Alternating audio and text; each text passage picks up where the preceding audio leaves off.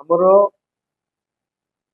ଜାତୀୟ ଶିକ୍ଷାନୀତି 2020 ଅନୁପାଳନ ହେଲା ପରେ ଆମେ ଇଣ୍ଟର୍ନସିପ କୁ ଗୁରୁତ୍ୱ ପ୍ରଦାନ କରୁଛୁ, ଏଇଡିପି କୁ ଗୁରୁତ୍ୱ ପ୍ରଦାନ କରୁଛୁ, ଆପ୍ରେଣ୍ଟିସशिପ୍ ଏମ୍ବେଡେଡ୍ ଡିଗ୍ରୀ ପ୍ରୋଗ୍ରାମ ଏବଂ ଏଇଡିପି କୁ ନେଇକି ଯୋଉ ପିଲାମାନେ ଆସୁଛନ୍ତି ଉଚ୍ଚଶିକ୍ଷାକୁ ସେମାନଙ୍କ ମନରେ କିଛି କିଛି ମାତ୍ରାରେ ଦ୍ୱନ୍ଦ୍ୱ ରହିଛି। ଏଇଡିପି ଆପ୍ରେଣ୍ଟିସशिପ୍ ଏମ୍ବେଡେଡ୍ ଡିଗ୍ରୀ ପ୍ରୋଗ୍ରାମ, এই ডিগ্রি ପ୍ରୋଗ୍ରାମରେ ଆପଣଙ୍କୁ ଯେତିକି ଜେନେରାଲରେ ପାଠ ପଢିବାକୁ ହଉଥିଲା ସେତିକି ପାଠ ପଢିବେ, ତାଠାରୁ ଅଧିକ ମଧ୍ୟ ପଢିବାକୁ ହେବ ଏବଂ ଆପ୍ରେଣ୍ଟିସशिପ୍ ପାଇଁ ଆପଣଙ୍କୁ ସ୍ୱତନ୍ତ୍ର ସମୟ ବି ପ୍ରଦାନ କରାଯିବ। କେତେ କ୍ଷେତ୍ରରେ ପିଲାମାନଙ୍କର ବା ଅଭିଭାବକଙ୍କର ମତରେ ଥିଲା ଯେ ଏଇଡିପି କୋର୍ସରେ କଲେ କୋର୍ସ କରିକୁଲମ କମିଯିବ ବା ପାଠ କମିଯିବ, ବିଲକୁଲ ତାହା ନୁହେଁ।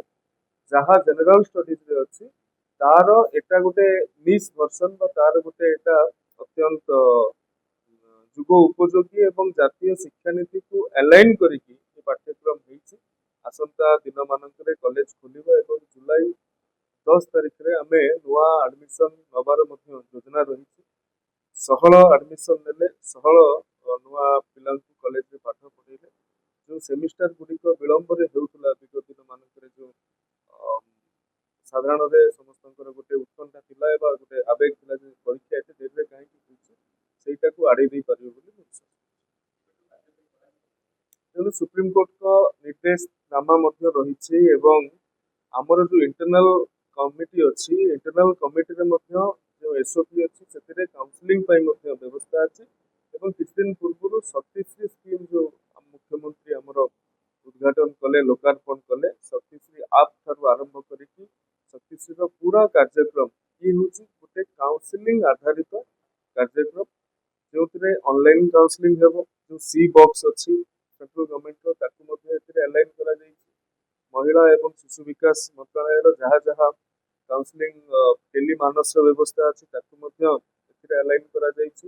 ତା ଛଡ଼ା ସତୀଶ୍ରୀରେ ମଧ୍ୟ ସତୀଶ୍ରୀ ସାଥୀ, ସତୀଶ୍ରୀ ସଂଯୋଜିକା ଏବଂ ସତୀଶ୍ରୀ ଅପା ପ୍ରତ୍ୟେକ ଜିଲ୍ଲାରେ ସତୀଶ୍ରୀ ଅପା ମାନଙ୍କୁ ନିୟୋଜିତ କରାଯାଉଛି ଯେଉଁମାନେ ଜଣେ ୱାର୍କିଂ ପ୍ରଫେସନାଲ ୱିମେନ୍, ସେମାନେ ତାଙ୍କୁ ପ୍ରତ୍ୟେକ ଜିଲ୍ଲାରେ 5 ଜଣ ମହିଳାଙ୍କୁ ନିଯୁକ୍ତି କରାଯାଉଛି। କିଏ ଡକ୍ଟର ହେଇଥିବେ, କିଏ ଆଡଭୋକେଟ ହେଇଥିବେ, ଯାହାଙ୍କର ଲିଗାଲ ଠାରୁ ଆରମ୍ଭ କରିକି ଏକାଡେମିକ କ୍ଷେତ୍ରରେ ପାରଦର୍ଶିତା ଥିବ, ସେମାନଙ୍କୁ ମଧ୍ୟ ନିଯୁକ୍ତି କରାଯାଉଛି। ତ କାଉନସିଲିଂ ପ୍ରକ୍ରିୟାଟାକୁ ବଳିଷ୍ଠ ଏବଂ ବ୍ୟାପକ ଇତିମଧ୍ୟରେ ଆମେ କରି ସାରିଲୁଣି, ଏବେ ମଧ୍ୟ କରଉଛୁ ଏବଂ ସମାଜର ସହଭାଗିତାରେ ଏ କଥାକୁ ସମ୍ଭବ କରିବୁ।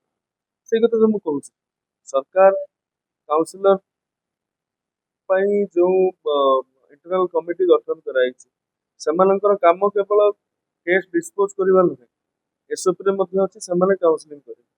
ପ୍ରତ୍ୟେକ ଡିପାର୍ଟମେଣ୍ଟରେ ଗୋଟିଏ ଗୋଟିଏ ଛାତ୍ରୀଙ୍କୁ ମଧ୍ୟ କ୍ଲାସ ରିପ୍ରେଜେଣ୍ଟେଟିଭ ଭାବରେ ରଖାଯାଇଛି, ସେମାନଙ୍କର ଦାୟିତ୍ୱ ମଧ୍ୟ କାଉନସିଲିଂ କରିବା। ତା ସହିତ ଅନଲାଇନରେ ବିଭିନ୍ନ ମଡ୍ୟୁଲ ମଧ୍ୟ ରହୁଛି, ତାହାର ଛାତ୍ରୀମାନେ ତାହାକୁ ମଧ୍ୟ ତାର ଲାଭ ଉଠାଉଛନ୍ତି ସତୀଶ୍ରୀ ଆପ୍ ମାଧ୍ୟମରେ। ଇଏ ବି ଗୋଟେ କାଉନସିଲିଂର ପ୍ରକ୍ରିୟା। ଏହା ପୂର୍ବରୁ ମଧ୍ୟ ଆଣ୍ଟି ଡ୍ରଗ ପାଇଁ ମଧ୍ୟ ଅନେକ କାର୍ଯ୍ୟକ୍ରମ କରାଯାଇଛି। ଗୋଟିଏ ଗୋଟିଏ ଇନଷ୍ଟିଟ୍ୟୁସନ ମାନଙ୍କରେ ମଧ୍ୟ ଆମେ ସେଇଠିକାର ଫ୍ୟାକଲ୍ଟିଙ୍କୁ ଦାୟିତ୍ୱ ଦେଇଥିଲୁ ଯେଉଁମାନେ ଏହି କାର୍ଯ୍ୟକ୍ରମ ଗୁଡ଼ିକୁ ଦେଖିବେ। ତେଣୁ ସରକାର ଲାଗିଛନ୍ତି, ପ୍ରୟାସ କରୁଛନ୍ତି, ସୁପ୍ରିମକୋର୍ଟଙ୍କ ନିର୍ଦ୍ଦେଶ ରହୁଛି, ରାଜ୍ୟପାଳଙ୍କର ମଧ୍ୟ ନିର୍ଦ୍ଦେଶ ରହୁଛି, ତାହାକୁ କାର୍ଯ୍ୟକାରୀ କରିବା ପାଇଁ ଆମେ